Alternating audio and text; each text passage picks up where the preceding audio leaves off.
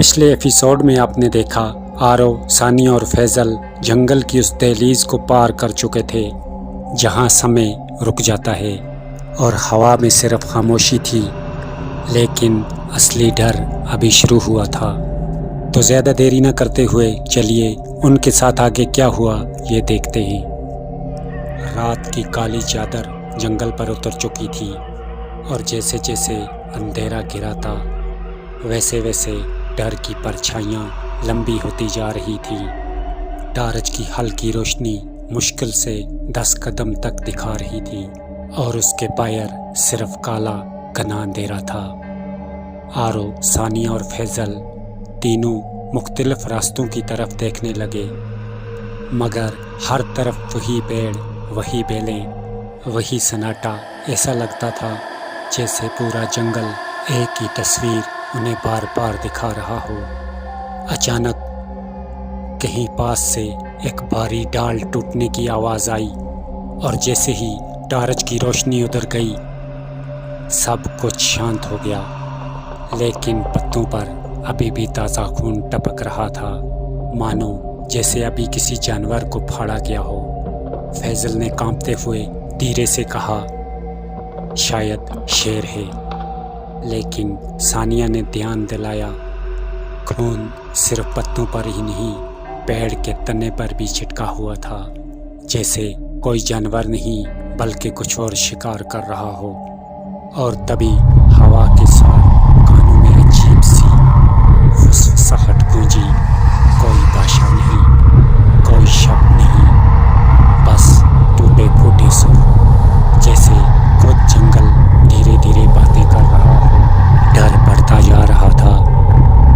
उन तीनों ने तेज कदम बढ़ाए और एक खुली जगह पर पहुंचे जहां जमीन पर अजीब प्रतीकों से बना घेरा दिखाई दिया।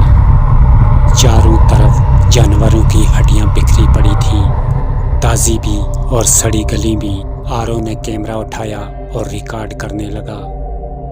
तभी अचानक कैमरे की स्क्रीन झलमिलाई और कुछ सेकंड के लिए स्क्रीन पर एक ऊंची परछाई दिखाई दी, 7 फुट लंबी, लाल आंखों वाली। लेकिन जब टार्च डाली वहां कुछ नहीं था। अगले एक शेर जंगल से निकलकर उन पर झपटा।